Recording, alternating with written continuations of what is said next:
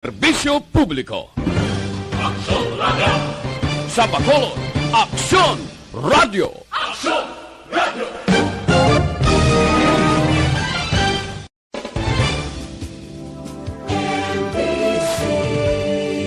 Manila Broadcasting Company. Sa balita, komentaryo, isyu, serbisyo publiko. Aksyon Radio! Sa Bacolod, Aksyon Radio! Aksyon Radio!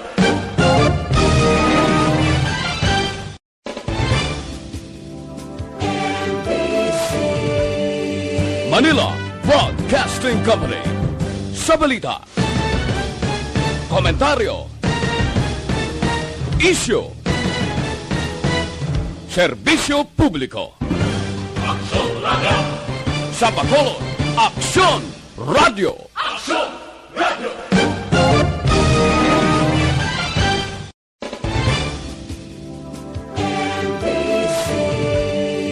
Manila Reports, second portion. Di kalidad, kag madalong ng mga analisis sa pinakainit na balita sa bilog na probinsya kag nasyon. Aksyon Reports, second portion. Patas kag balanse na komentaryo sa mga issues kag mga balita nga nag-aapekto sa mga pumuluyo sa adlaw-adlaw nga tanan. Aksyon Reports, second portion. Upod sa veterano kag respetado nga komentarista, Aksyon Fred Salanga. Karon nga adlaw Biyernes pitsa 26 na bulan sang Marso tuig 2021. Anano ang mga balita ka mga isyo nga daydayon karon nga adlaw. Idulong ini saton sang D3 Bayo. Dako ang mabulig sang D3 Bayo sa pagkakas sa mga kagaw sa aton lawas. Tambal pa sa ubo, sipon kag hilanat. D3 Bayo, tag 14 pesos lang. Produkto sang Klinika di Alternatibo. Kaginadulong man sa aton sang DTX 500. Ang DTX 500 may detoxifying compound nga nagatinlo sa inyo dugo kag atay. May mga panakot siya. Phytochemical antioxidant panguntra sa pambalatian. Sa karon nga kadelikadong panahon, bangod sa nagalibot nga kagaw, kinahanglan taman ang mabakod nga lawas, mabakod nga organ. Dire, masulod ang paggamit naton sang DTX 500. Gamito naton adlaw-adlaw nga tanan. Ang DTX 500 mabakal na pagi sa online kag pwede ma-deliver. Aksyon Radio Philippine Standard Time last size 42 ang bago ginpormabla ining one sambayan so no sa report ini sila magadesider kung sino ang ila kandidato sa pagka-presidente kag vice-presidente antes file sang Certificate of Candidacy. Oh. Dali gilang may breaking news kita upod sa aton patrol, upod kay Aksyon Eden Aboso. Aksyon Eden. Breaking news. Aksyon na Fred, may isa naman kalalaking hubog nga nasapuan patay sa Purok Bulinaw, Barangay 1, Siyudad San Bacolod. Sinigid lang aga Aksyon Fred mga alas 6. Ang biktima ang ginkilala ini kay Salvador Barredo, 54 anyos ang edad, kag residente man sang nasambit mismo nga barangay. Suno sa asawa Aksyon Fred nga ining si Lourdes Barredo, wala makapauli kagabi ini sila puloy-an ining yang iyabana. Kagati do wala naman ang ginilagin pangita Aksyon Fred kay naanad na sila nga permi nag-inom ni iya nga bana upod ang iya sini nga mga barkada Aksyon Fred pero ti sa inisyal nga pagpangusisa nahulog ini sa pika-pikang iya bana kag naigo ang ulo sini sa bato nga mong posible gintunaan man sang iya sini nga kamatayon kay tido amo lang to Aksyon Fred ang alagyan pakadto sa isa to sa alagyan I mean sa ila sini nga balay ti pag-agi mo Aksyon Fred gamay lang man mo ang alagyan madagdag ka suba na dayon kag ti taas na Aksyon Fred ang gindagdagan kag given nga naigo pa ni siya sa bato pero ti ang aton sini kapulisan magapatigayan man sa gihapon sang investigasyon. Oo. Una, action Fred, nga nasapuan si Salvador sa mga mangingisda nga kaingod yung man lang balay, kag di kilala man siya action Fred nga kung baga makainom bala ko ng action Fred, sige na, wala na tatuntat nga pag-inuman. Wala na balansing lawas siya. Oo, wala na action Fred. Kagamay pa naman to sang alagyan. Kag wala to sang hawiran, gidi action Fred. Ito ang butong nadagdag siya action Fred. Yang umantong ito na ansaya siniya kamatayon. Para sa investigasyon naman, sa bayan sang kapulisan, action Fred, karon sa Iban News and Public Affairs Program sang Aksyon Radio Bacolod. Para sa breaking news, Aksyon Idraboso. Una sa balita na sa Aksyon. Sa Bacolod, Aksyon Radio. Aksyon Radio Breaking News. Aksyon Radio Philippine Standard Time, las 6:44. May mga tao bala tingala kus na mo. Kung mahubog, isi-isi ang agi. Akon nga inuman ko, pudaw lang kaya kaagi nga galakat kay mo yung tumba-tumba ka, ga ikis-ikis agi mo, daw sobra na no?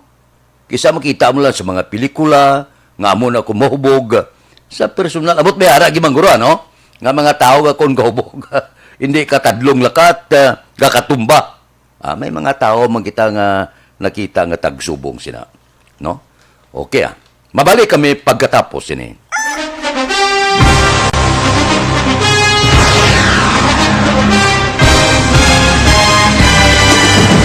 Mga balita nga una nabatian, mga impormasyon nga nakaapekto sa pagpangabuhi sang tanan, drama nga naghatag kabuhi sa istorya sang paglaom, paghigugma kag pagpasimpalan, serbisyo nga makatalandog balatyagon kag nagbunga sang pagsanyog, istasyon sang tanan sa sulod na sang 51 ka tuig, istasyon nga hindi kamupag kalipatan. Pito ka mga kongresista, isa ka gobernador, ang araw sa nagkulist, sampedaya, yung pamangkot to nagligad para pamaninga linawagay sa ngalan wala to naman nga maglapit na lang ang eleksyon pagwa. Sakit lang kung kayo nga katapos ang media nga mag-report lang sa senaryo, kadisan mahatagan kamo tsansa nga makapalayag sa inyo hibubunot batok sa pulis. Jaya kung Wala niya tsansa mo. Nagpasarhag na ang kamera. Wala ang ila counterpart sa Senado. Nagpabungol-bungol. Kamuda daw ga pinagusto lang sa kamera. Insulto sa Senado. Una sa balita, una sa aksyon, Sabado, Aksyon Radio. Today, DOA is confirming that a 38-year-old female Chinese patient under investigation, or PUI, is positive for the novel coronavirus 2019-10-CoV. I issued an order to Executive Secretary Major Dia clearly laying down the responsibilities of each department in implementing the Bayanihan to Heal as One Act. Makabig nga pinakadako nga hangkat nga natubang sang pungsod Pilipinas ang COVID-19 pandemic. Tanan nga sektor ang apektado. Tanan nga kinahanglan sang pagtamod kag nagakaigo nga pagserbisyo. Bisan pa ang industriya sang pagwaragwag nagapangatubang sang kaangay nga pagpanghangkat. Apang Aksyon Radio Bacolod wala nagbiya sa pagpangalagad sa kahanginan sa pihak sang kabudlayan, peligro kag risgo nga dulot sang pandemya.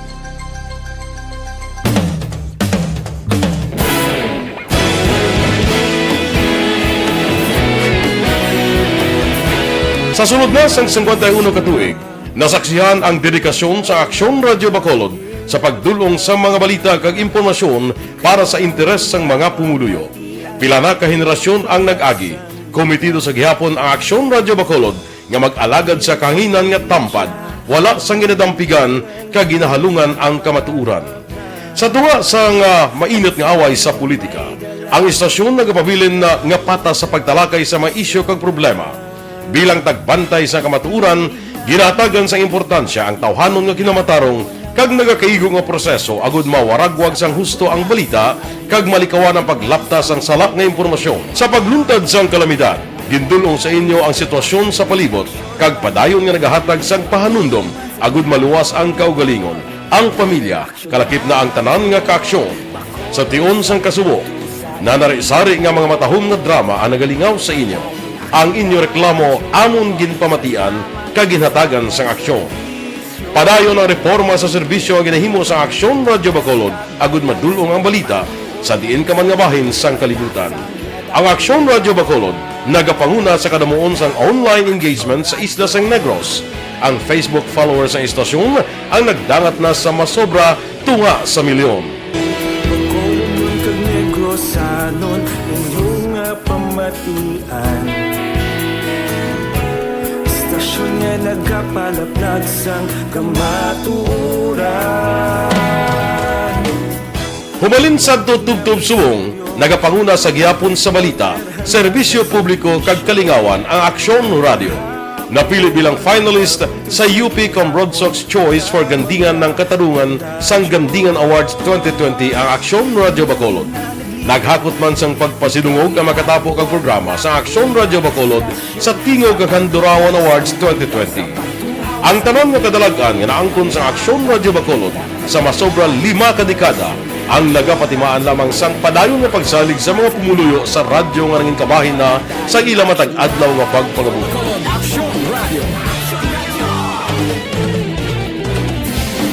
Una sa balita, una sa aksyon. Sa Bacolod Aksyon Radio. Kaulog na ngay, samsang anong nagkaintangan. Responsable at pagbalita, pagdahil na na morning, bilog nga dakpanwa sa Bacolod, bilog nga probinsya sang Negros Occidental. Aksyon Hotline. Mayad-ayad nga aga sa liwat sa aton sining nga magka-aksyon nga nagamonitor na karon nga aga sa aton. Maayong udto Pilipinas, Aksyon Balita Banat Bulig. Maayong hapon naman sa itong mga palanggagamang itang palamati. Ayun nyo naman kubos nga lagad si Tito Wilma, upod ninyo karong nga hapon sa pagpangalagad sa palatuntunan. This is my life. Amon, first time ni natabo diri sa aton sa Pilipinas kag sa kalibutan nga nag-amoning senaryo ta. Yes, maayong gabi kalibutan. Welcome na sa pagpangalagad sa Aksyon Firing Line. May gabi sa liwat, kamusta naman mapalangga naman tagpalamati, region-wide mga palagag kita sa labilin isa ka oras, 19 minutos, karon gadlaw Miyerkules. Anniversary Aksyon Radio Bacolod.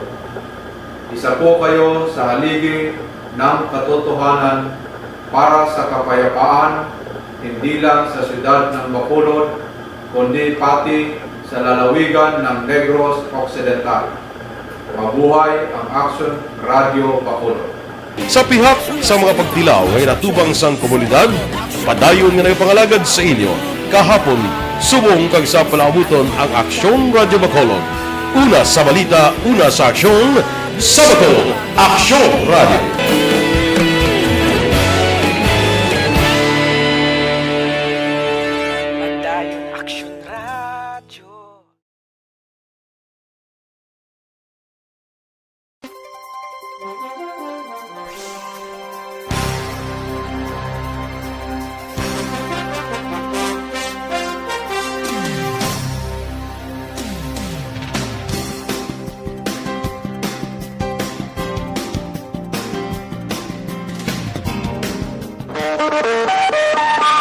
Aksyon Radio Philippine Standard Time, las 6:52.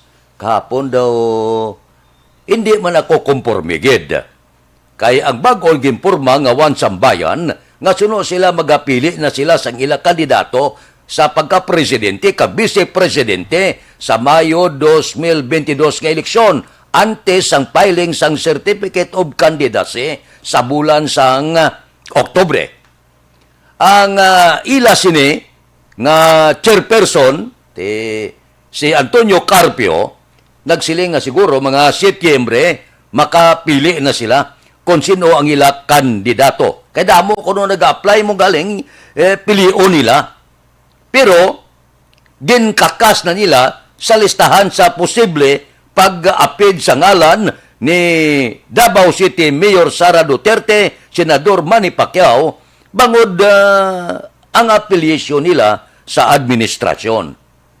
Tigaling daw hindi magkukumporme nga si Carpio nagsiling nga si Pacquiao kuno daw kulang sa competence nga magpadalagan sang pungsod. Bangod sang iya sini nga bigaw nga performance sa House of Representative kag sa subong sa Senado. Ang punto na kung maula man niya ga-apply gurus Pacquiao sa inyo, nga kuhaon niyo siya nga magpapili presidente. ang botsilingon bla, hindi ta mag hambal patapos. Kag ang punto ko nga, hindi man kita tuman mangikay sa pariho ta. Wala pa ta kabalo kung ano ang performance mo.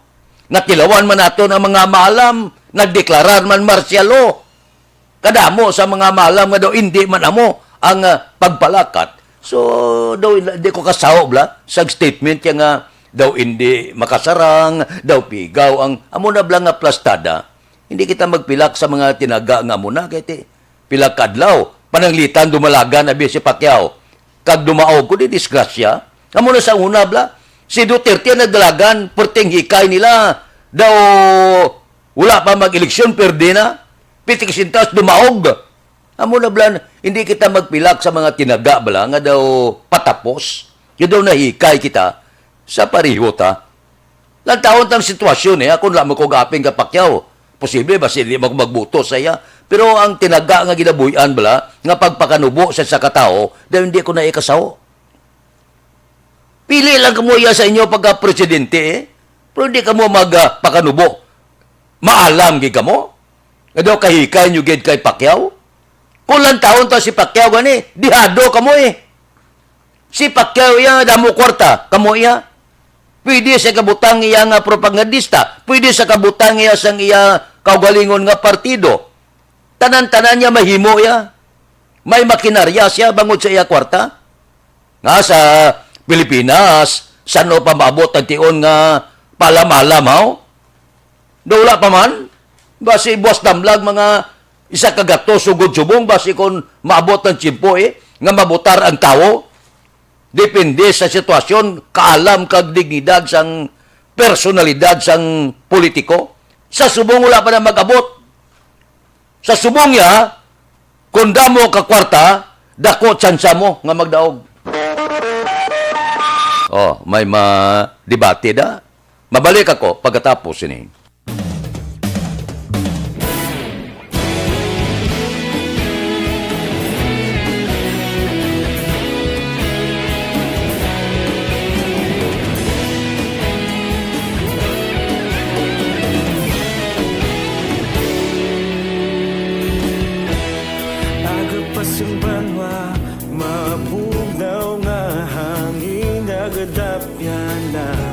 Ikaw nang ginapamati ang amon ginasandigan. Tingog sang probinsya, kamatuuran ginapalap na. Minsay nga may dala, paglaong kag kasanan. Tinuig na nagligan, ikaw gihapon ang ako nga estasyon. Sa pagbutlak sang adlaw, sa pagtuhaw sang biton. Mga balita nga dala inspirasyon. Aksyon radyo, bakulog man sa gihapon. Padayon Aksyon radyo, bakulog saludo sa imo. Padayon Aksyon radyo, salamat sa pagserbisyo. Patas kag balanse, patuod ng mensahe, wala sang hinadang pilihan. Padayon Aksyon radyo.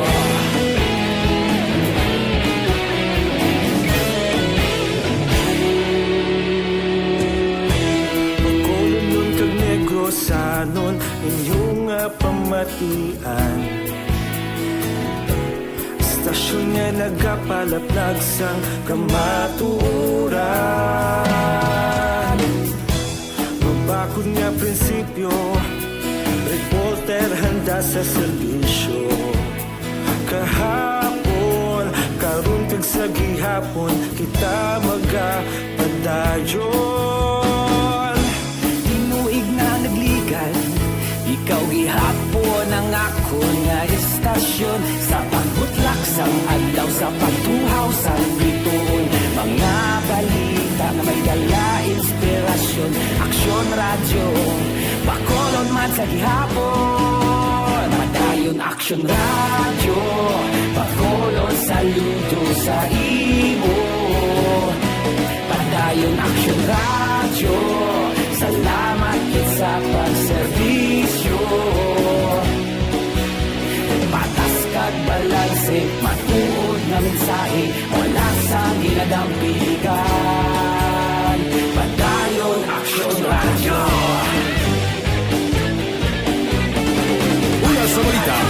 aksyon sa Bacolod Aksyon Radio. Una sa balita, una sa aksyon sa Bacolod Aksyon Radio. Ikaulog na na'y sagsag ano ang kaintangan. Responsable ang pagbalita, pagdahil na italak na. Malasig pero sigurado, aksyon na may dala pagpalangga.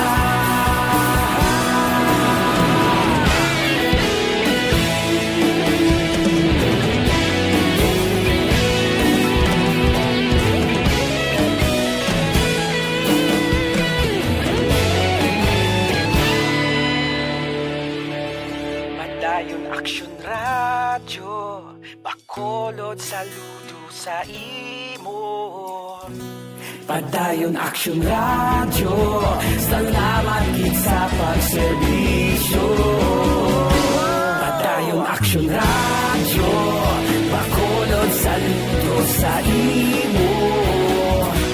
Padayon Aksyon Radyo, salamat gid sa pagserbisyo.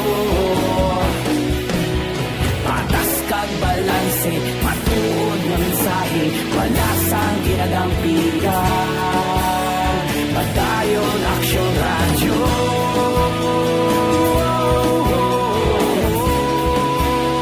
Padayon Aksyon Radyo.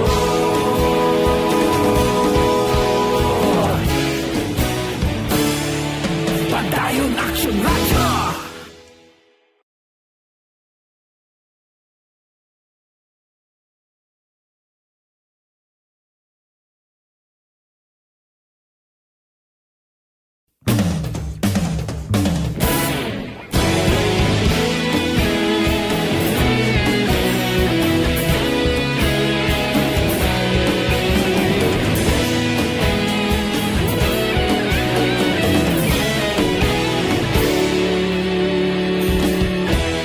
Agapasang banwa, mabugnaw nga hangin agadapyan na.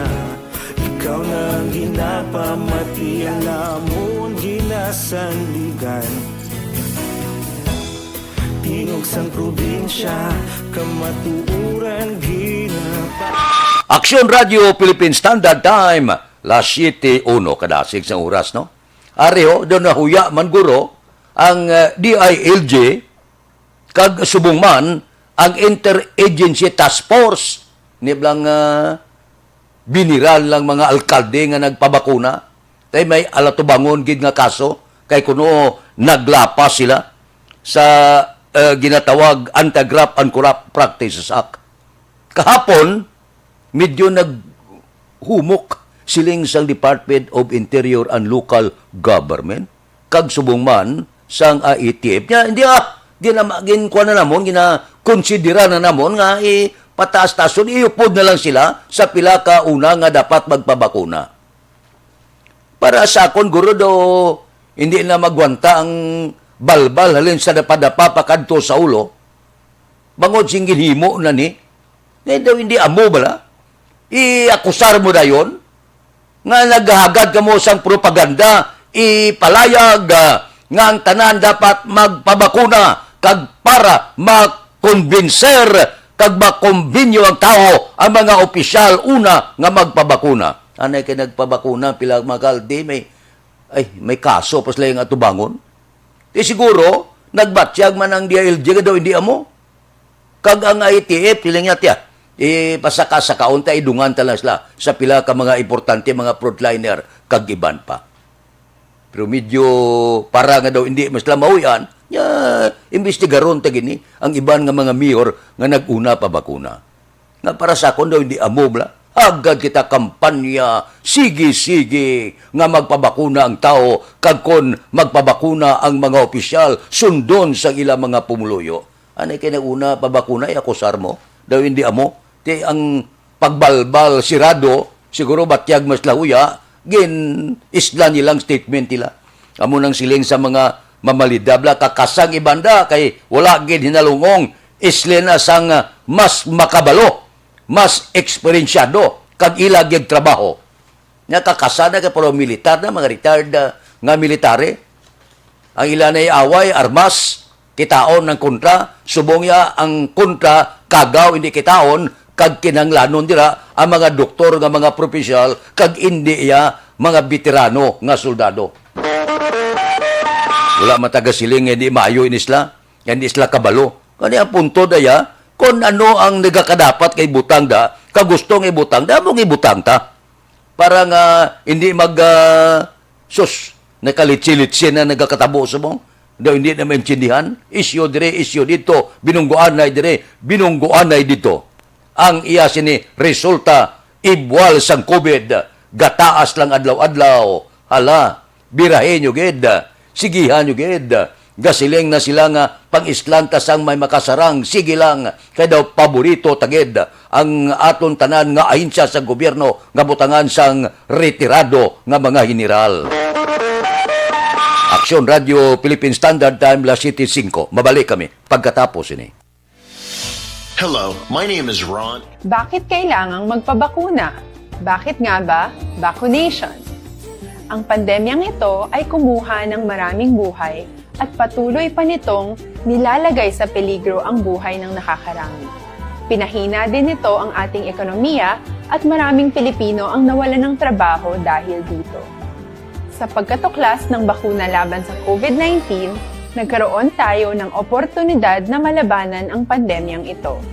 Sa tulong ng mga bakuna, ay may iwasan natin ang sintomas ng impeksyon at posibleng maiwasan din ang malalang impeksyon at matigilan ang pagkalat nito.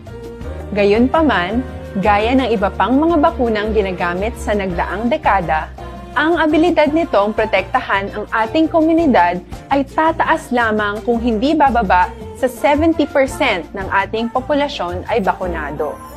Halimbawa, kung ang iyong barangay ay mayroong 100,000 katao, hindi dapat bumaba sa 70,000 ang dapat mabakunahan upang matiyak na proteksyon ang buong komunidad. Kaya ating tandaan, ang pagbabakuna ay hindi lamang para sa iyo o sa iyong pamilya. Ito ay para din sa iyong barangay, lungsod at probinsya. Tara, sa Vida Vaccination! Aling mga bakuna ang gagamitin sa Pilipinas? Sa ngayon, may limitadong supply ng bakuna sa buong mundo. Sa katunayan, halos 80% ng stock sa buong mundo ay nabili na ng mga mayayamang bansa. Dahil dito, walang iisang kumpanya ang maaaring mag-supply ng 110 million na bakuna sa Pilipinas, kaya naman nakikipag-usap ang ating gobyerno sa 7 manufacturers. Sinisiguro natin na ang mga bakuna na to ay makakatanggap ng Emergency Use Authorization at kung may EUA sila, doon lamang sila bibilhin at gagamitin ng ating gobyerno para sa ating vaccination program. Nagbibigay ang EUA ng assurance o katiyakan na ang bakuna ay dumaan sa masusing pagsusuri at nirerekomenda ng mga independent na eksperto sa atin. Hindi mo rin kailangan mag-alala. Ang bakuna laban sa COVID-19 ay hindi magbibigay sa iyo ng COVID na sakit. Tara, sa Vida Vaccination! Magkano ang babayaran ko para mabakunahan? Ibibigay ng gobyerno ang bakuna ng libre. Wala kang dapat bayaran para magpabakuna. Tara, sa Vida Vaccination! Sino ang unang makakapagpabakuna? Dahil kailangan nating masiguradong patuloy na makakapagtrabaho ang ating health system para maalagaan tayo, ang mga medical frontliners ang unang makakatanggap ng bakuna. Susunod dito ay yung mga eligible na senior citizens dahil sila ay nasa greatest risk ng severe infection o kamatayan. Alam natin ito dahil sa ating lokal na datos na mas mapanganib ang COVID-19 sa mga matatanda. Ang pagkakasunod-sunod na kung sino ang unang makakatanggap ng bakuna ay natukoy sa tulong ng mga eksperto. Tara, sa Vida Vaccination! Kailan at saan ka dapat magpabakuna? Ang inyong national government ay nakikipag-ugnayan sa mga lokal na pamahalaan upang maihatid ang bakuna sa inyo. Ang lokal na Nga mga balita kag isyo. or LGU nyo ang maghahanda ng pagpaparehistro at pag-ayos ng schedule nyo. Yung balita Morning Edition, liwat magadulong sa aton sa mga balita lokal, national, international, sports kag artista. Upod kita kay Aksyon Boy Duran kag Aksyon Dorel Cabato. Aksyon Fred Salanga. Una sa balita, una sa aksyon, sa Bacolod, Aksyon Radio.